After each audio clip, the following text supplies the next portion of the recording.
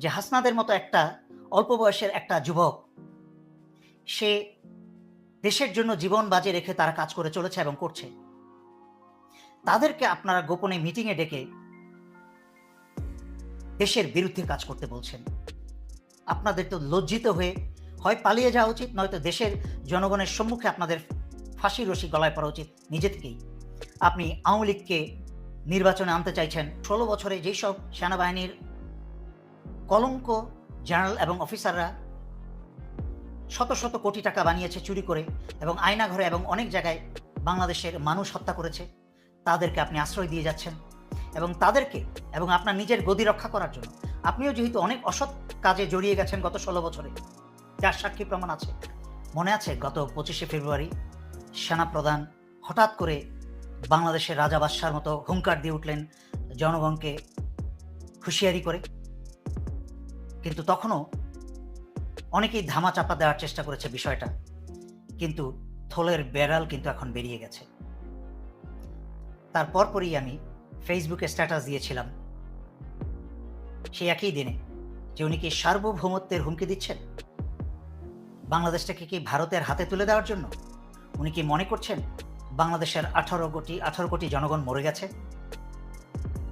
এবং ওনাকে অনুরোধ করেছিলাম জমিদারের মতো রাজা বাদশার মতো কথা না বলে বাংলাদেশের জনগণের দেয়া বেতনভুক্ত একজন কর্মচারী, একজন চাকরের মতো কথা বলার জন্য। কিন্তু উনি গত ১৬ বছরে ভারত এবং স্বৈরাচারী হাসিনার উপঢৌকনে এবং তাদের নষ্টামিতে এতটাই নষ্ট হয়েছেন যে ওনার সেই সব ভালো কথা আর কানে প্রবেশ করছে না। ১১ই মার্চে ছাত্রনেতা হাসনাতকে ডেকে, মানে রমজান মাসে ছাত্রনেতা হাসনাতকে ডেকে একটা দেশবিরোধী ষড়যন্ত্র করার জন্য হাসনাতদেরকে চাপ দেওয়ার চেষ্টা করেছে এবং এক পর্যায়ে এসে সেনাপ্রধান বলেছেন যে ইউ পিপল নো নাথিং, তোমরা কিছুই জানো না। ঠিকই বলেছেন। মনে আছে আপনি আমি যখন আমরা সেকেন্ড লিeutenant বা ক্যাপ্টেন ছিলাম, তখন কিন্তু আমরা আপনাদের মতো সেনাপ্রধান বা লিeutenant জেনারেল বা জেনারেলদের মতো এত বেশি জানতাম না। আমরা ততটুকুই জানতাম যতটুকু দেশপ্রেমের জন্য জানা দরকার ছিল, যতটুকু জেনে এবং বুঝে দেশের জন্য প্রাণ দেওয়ার জন্য যথেষ্ট ছিল। হাসনাতরা কিন্তু ততটুকু জ্ঞানই এখন রাখে যা দেশের জন্য প্রাণ দেওয়ার জন্য যথেষ্ট। কিন্তু আপনারা এত বেশি জ্ঞানী হয়েছেন যে দেশপ্রেম ভুলে গেছেন, স্বাধীনতা এবং সার্বভৌমত্ব রক্ষা করা ভুলে গেছেন। আপনারা এখন ভারত এবং আওয়ামীদের দাস হয়ে দেশদ্রোহিতা করে যাচ্ছেন। তাই আপনাদের মতো জ্ঞানী হওয়ার প্রয়োজন নাই। হাসনাতদের যতটুকু জ্ঞান আছে তা দেশ রক্ষা করার জন্য আল্লাহর রহমতে যথেষ্ট, যা জুলাই আগস্ট ২০২৪-এ এই বাংলাদেশের নতুন প্রজন্ম প্রমাণ করেছে। এবং বিপরীতে গত ১৬ বছরে আপনাদের মতো দুর্নীতিবাজ, দেশপ্রেমহীন এবং ভারত ও আওয়ামী দালালরা তা ব্যর্থ হয়েছেন তাতে। আপনি বলেছেন we are in this service for at least 40 years। আপনারা ৪০ বছর যাবৎ কমসে কম এই সশস্ত্র বাহিনীতে চাকরিতে আছেন এবং হাসনাতদের চেয়ে বয়সে আপনারা অনেক বড়। এখানেই তো আপনাদের লজ্জা হওয়া উচিত ছিল যে হাসনাদের মতো একটা অল্প বয়সের একটা যুবক, সে দেশের জন্য জীবন বাজি রেখে তারা কাজ করে চলেছে এবং করছে। তাদেরকে আপনারা গোপনে মিটিংয়ে ডেকে দেশের বিরুদ্ধে কাজ করতে বলছেন। আপনাদের তো লজ্জিত হয়ে হয় পালিয়ে যাওয়া উচিত, নয়তো দেশের জনগণের সম্মুখে আপনাদের ফাঁসির রশি গলায় পড়া উচিত নিজে থেকেই। আপনারা ভারতের দালাল হয়ে, আওয়ামী লীগের দালাল হয়ে এবং ১৬ বছরে যেসব সেনাবাহিনীর কলঙ্ক জেনারেল এবং অফিসাররা শত শত কোটি টাকা বানিয়েছে চুরি করে এবং আয়নাঘরে এবং অনেক জায়গায় বাংলাদেশের মানুষ হত্যা করেছে, তাদেরকে আপনি আশ্রয় দিয়ে যাচ্ছেন এবং তাদেরকে এবং আপনার নিজের গদি রক্ষা করার জন্য আপনিও যেহেতু অনেক অসৎ কাজে জড়িয়ে গেছেন গত ১৬ বছরে, যার সাক্ষী প্রমাণ আছে। সেই বিডিআর হত্যার সময় আপনাকে যেই দায়িত্বে পাঠানো হয়েছিল, আপনি জেনারেল তারেক সিদ্দিকীর সাথে ফোনে কথা বলে সরাসরি আপনি সেখান থেকে দায়িত্ব থেকে সরে এসেছেন এবং সেই সকল ৫৭ সেনা অফিসারকে হত্যা করতে দিয়েছেন এই আওয়ামী লীগকে। এবং তাদের অনেকের মাঝখানে এই তাপসও কিন্তু সেই হত্যায়, ষড়যন্ত্র এবং হত্যায় নিয়োজিত ছিল। অথচ আজকে আপনি নিজেকে এবং সেই সকল চোর, বদমাশ, খুনিদেরকে রক্ষা করতে গিয়ে আপনি আওয়ামী লীগকে নির্বাচনে আনতে চাইছেন এবং সেই বিডিআরে সেনা অফিসার হত্যাকারী তাপসকেও আপনার সম্মুখভাগে রেখে আপনি আওয়ামী লীগকে নির্বাচনে অংশগ্রহণ করাতে চাচ্ছেন। আওয়ামী লীগ নির্বাচনে অংশগ্রহণ তো দূরের কথা, নির্বাচনের আগে আওয়ামী লীগের ১৪ গোষ্ঠীকে বাংলাদেশ থেকে বিতাড়িত করা হবে অথবা নিশ্চিহ্ন করে দেওয়া হবে।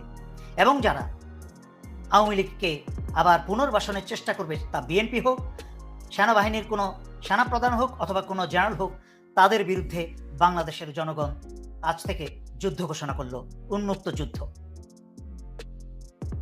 দেশের স্বাধীনতা, সার্বভৌমত্ব এবং জনগণের অধিকার রক্ষার জন্য যা করা প্রয়োজন বাংলাদেশের এই নূতন প্রজন্ম করবে, তা থেকে এক পা পিছু হটবে না।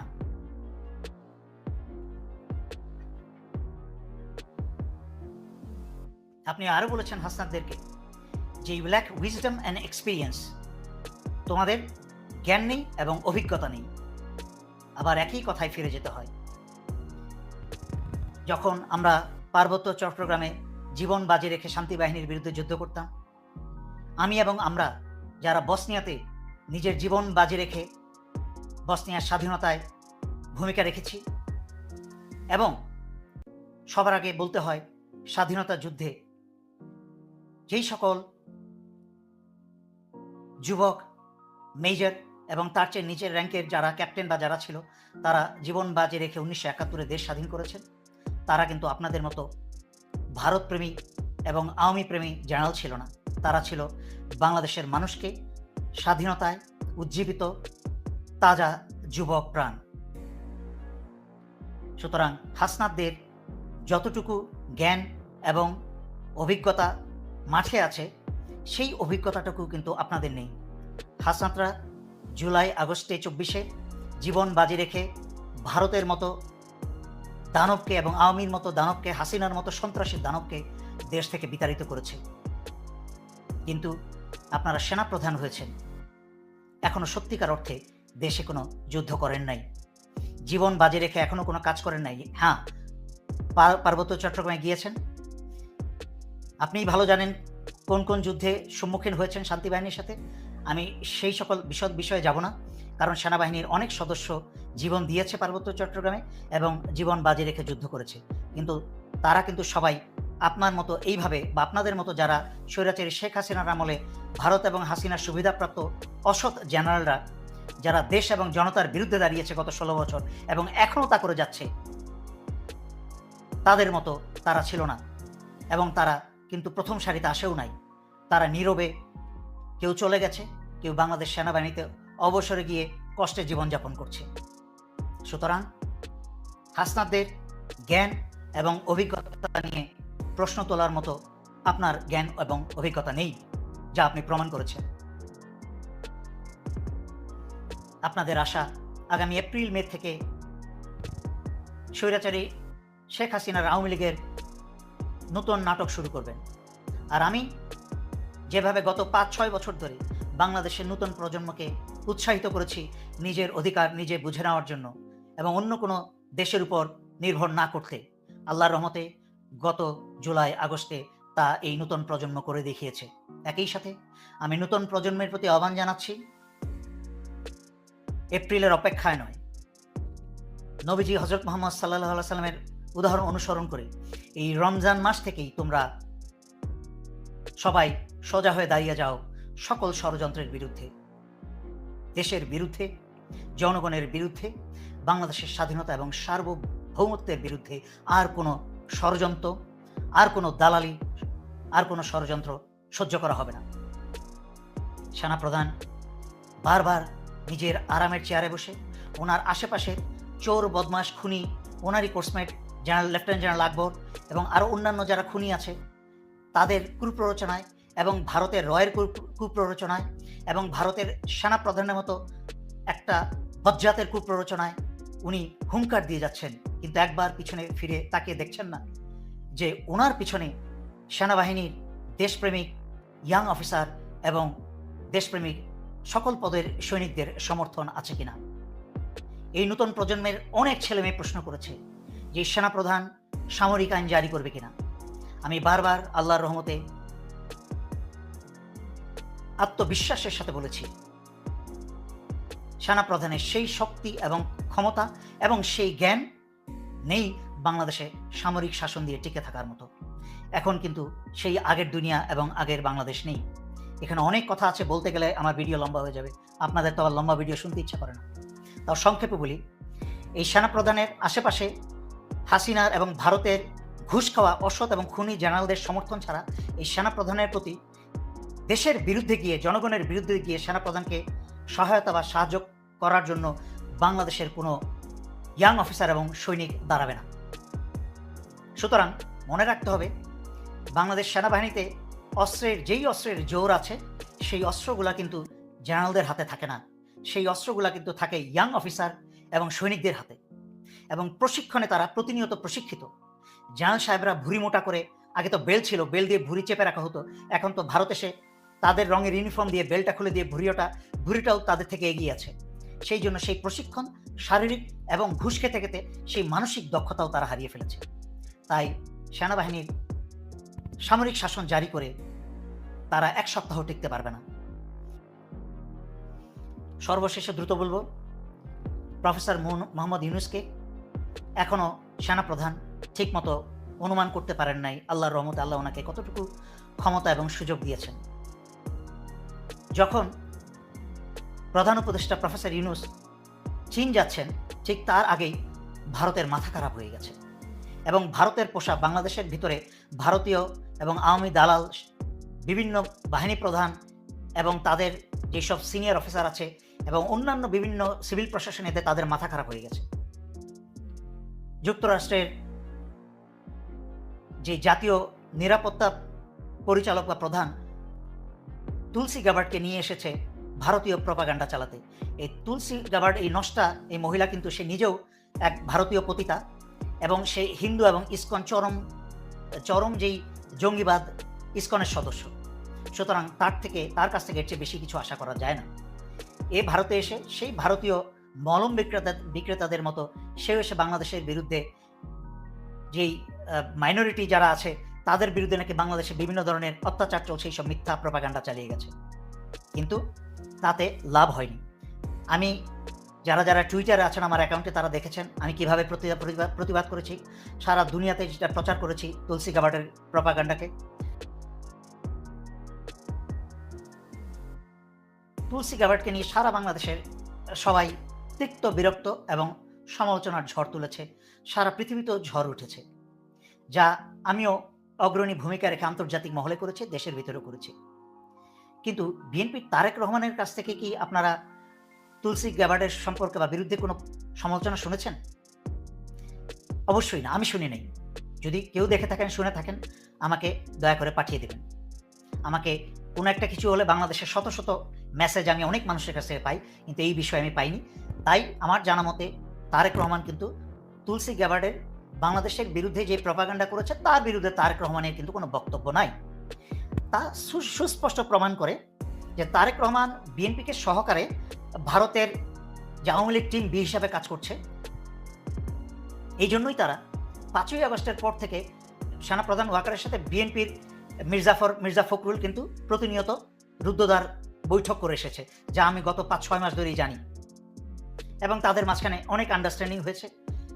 জেনারেল ওয়াকার বিএনপির কাছ থেকে সকল প্রকার ইমিউনিটি, যেটা উনি যেন ক্ষমা পান, বিএনপি ক্ষমতায় আসার পরে যেন ওনাকে ক্ষমা করে দেওয়া হয় সকল অপকর্ম থেকে, ওনাকে যেন দায়ী করে না করা হয়, এবং বিএনপি থেকে সেই নিশ্চয়তা ওনাকে দেওয়া হয়। একইভাবে তা প্রমাণ করে এই যে দেখেন, সব বিএনপির সমস্ত মির্জাফরগুলোর নামগুলিকে আরেক মির্জাফর হচ্ছে মির্জা আব্বাস, যে ডক্টর ইউনূসের যত সংস্কারই করবে তা বিএনপি এসে সব কিছু উল্টে দিবে। প্রথম কথা হচ্ছে বিএনপি ধরেই নিয়েছে যে তারা ক্ষমতায় আসছে, সেই জন্য জেনারেল ওয়াকারও ধরেই নিয়েছে বিএনপি ক্ষমতায় আসছে তাদের আন্ডারস্ট্যান্ডিংয়ের কারণে, রুদ্ধদ্বার বৈঠকের আন্ডারস্ট্যান্ডিংয়ের কারণে, এবং ধরেই নিয়েছে সেনাপ্রধান যেমনি হোক 2018-র মাঝরাতের ব্যালট বক্সের মতো তারা সাহায্য করবে আবার বিএনপিকে পাশ করতে? এবং বিএনপির বিরুদ্ধে একটা বিরোধী দল তৈরি করার জন্যই হাসনাতদেরকে ডেকেছিল আওয়ামী লীগকে বিরোধী দলে আনার জন্য, হাসনাতদের সাথে, জামাতের সাথে। এবং তারা বলেছিল, সেনাপ্রধান বলেছে এটিকে আরো ভালো নয়। মানে তারা সেনাপ্রধান এবং বিএনপি ধরেই নিয়েছে যে বিএনপি ক্ষমতায় আসবে, এই জন্য আওয়ামী লীগকে বিরোধী দল করে প্রথমবারের জন্য 2 বছরের জন্য আনা যায় কিনা। তারপরে তারেক রহমানের তো সে কোনো যোগ্যতা নাই দলের নেতৃত্ব দেওয়ার। আর বিএনপির ভিতরে যত উপরের যত নেতা আছে সবই তো ভারতীয় দালাল, রয়্যাল এজেন্ট। সুতরাং কোন রকমের 2 বছর পরে এদেরকে পয়সা করে দিয়ে ক্ষমতা থেকে বের করে দিয়ে আওয়ামী লীগকে আবার ক্ষমতায় নিয়ে আসবে। শুনেন, বাংলাদেশের দেশপ্রেমিক, ইমানদার জনগণ এবং নতুন প্রজন্মের এই হাসনাত এবং অন্যান্যরা বেঁচে থাকতে বাংলাদেশের বিরুদ্ধে ভারতীয় আওয়ামী দালালদের আর কোনো ষড়যন্ত্র কার্যকরী হতে দেওয়া যাবে না ইনশাআল্লাহ। তাই বাংলাদেশের সকল কোনায় কোনায়, বাংলাদেশের সকল উপজেলায়, জেলায়, শহরগুলোতে বাংলাদেশ ফার্স্ট, বাংলাদেশ প্রথম, সবার আগে বাংলাদেশ, সেই নীতিতে সকল নতুন রাজনৈতিক দল যাদের মাঝখানে দেশপ্রেমী এবং দেশ রক্ষায় প্রথম এবং শেষ এজেন্ডা এবং তাদের একমাত্র মূলনীতি, সবাইকে একত্রে দাঁড়াতে হবে এই বাংলাদেশ রক্ষায়। আর কোনো ষড়যন্ত্রকে কার্যকরী হতে দেওয়া যাবে না। যেখানেই আওয়ামী লীগ দেখবেন, যেখানেই আওয়ামী এবং ভারতীয় দালাল দেখবেন, অপেক্ষা না করে সেখানেই তাদের মুখোমুখি হতে হবে, সেখান থেকে তাদেরকে বিতাড়িত। দর্শক, আজকের এই ভিডিওটি দেখলে আপনারা রীতিমতো অবাক হয়ে যাবেন। আপনারা জানেন ইতিমধ্যে আওয়ামী লীগ সরকারের পতন হয়েছে। এখন ক্ষমতায় আছেন অন্তর্বর্তী সরকার ডক্টর মোহাম্মদ ইউনূস। অন্তর্বর্তী সরকারের মাননীয় উপদেষ্টা ডক্টর মোহাম্মদ ইউনূস থাকাকালীন দেশে কি কি ঘটনা ঘটে যাচ্ছে তা আপনাদের প্রমাণ সহকারে দেখাবো। দর্শক, কথা আর বাড়াবো না, ভিডিওতে চলে যাব। তার আগে আপনাদের কাছে ছোট্ট একটি অনুরোধ, আপনি যদি আমাদের চ্যানেলে নতুন দর্শক হয়ে থাকেন তাহলে অবশ্যই চ্যানেলটি সাবস্ক্রাইব করে পাশে থাকা বেল আইকনটি বাজিয়ে দিতে ভুলবেন না। যারা অলরেডি আমার চ্যানেলটি সাবস্ক্রাইব করেছেন তাদেরকে জানাই অসংখ্য ধন্যবাদ।